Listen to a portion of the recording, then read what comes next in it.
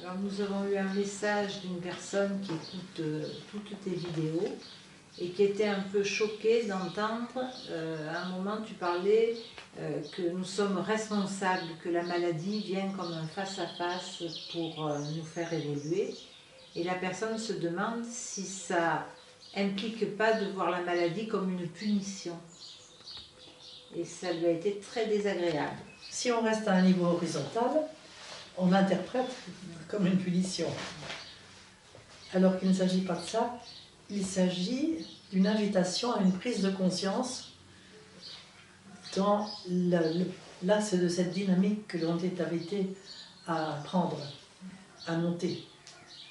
Et combien de personnes m'ont dit que depuis telle maladie, leur vie avait changé parce que tout avait pris un sens, etc. Et la maladie peut être au contraire, nous parlions de ces mutations tout à l'heure, elle peut être l'occasion d'une mutation extrêmement importante. Justement, si on va dans la profondeur de la maladie, et ce n'est pas toujours notre état à nous, ça peut remonter aux ancêtres. On est quelquefois le réceptacle des ancêtres, ou bien du collectif. Et c'est très intéressant dans les évangiles, lorsque le Christ guérit les malades. Moi j'essaye de chercher à l'heure actuelle d'où vient la maladie, parce que c'est dit dans les évangiles, mais c'est dit d'une façon extrêmement subtile.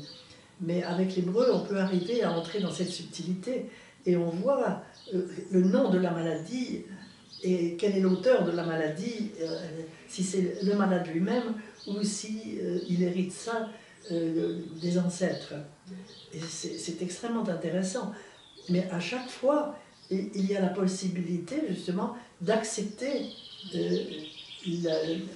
le court-circuit, puisque il y a toute l'information à l'intérieur de nous, de notre dynamique, elle est court-circuitée, et ça s'exprime par la maladie. Et de même que l'on va lever le court-circuit dans notre système électrique quand il y a le feu, de même là il faut aller chercher justement à l'endroit où il y a le court-circuit. Et c'est là où l'on voit quelquefois qu'il s'agit non pas du tout de punition, mais d'une invitation à rétablir la dynamique du chemin, la dynamique du circuit. Moi, ce qui m'est venu quand j'ai lu cette question, c'est que devant la maladie, on a un peu les mêmes étapes que devant la mort, tu sais, le déni, la discussion, avant d'arriver à l'acceptation. Et je parle pour moi, parce que la maladie a été la chance de ma vie, mais il n'aurait pas fallu me le dire tout de suite, quoi. Il y avait tout le chemin. Ah oui, bien sûr, c'est difficile à dire tout de suite, ouais. Parce que justement, quand on est tellement formaté dans les notions de punition, qu'on se croit puni, alors qu'au contraire, on est aimé, c'est très différent. C'est parce qu'on est aimé, on est invité à aller plus loin. Et tu fais partie de ceux très nombreux qui m'ont dit « mais moi je dois tout à ma maladie, je dois avoir commencé le chemin, d'ailleurs la vie a changé complètement depuis que j'ai compris tout cela ». Mais on est dans le réactionnel, et on est tellement imbibé par cette notion de culpabilité, de faute, qu'on est des pécheurs, etc. C'est insupportable, insupportable. Il y a justement dans les évangiles, je peux vous donner cet exemple-là, de l'aveugle qui est guéri par le Christ. Et le Christ sort l'aveugle de la ville.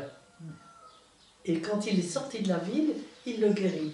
Et il lui dit, ne retourne pas dans la ville. Alors on se demande pourquoi il est sorti de la ville, pourquoi il demande à l'aveugle de ne pas rentrer dans la ville. Il n'y a pas beaucoup de logique là-dedans. Et quand tu vas voir en hébreu, la ville c'est la culpabilité. C'est le même mot. Ne retourne pas dans ta culpabilité, ne retourne pas dans ta pénitence indéfinie. Et après il faut faire pénitence, quand on va se confesser, après il faut faire pénitence, etc. Et c'est toujours la culpabilité qui est là, qui vous bloque complètement.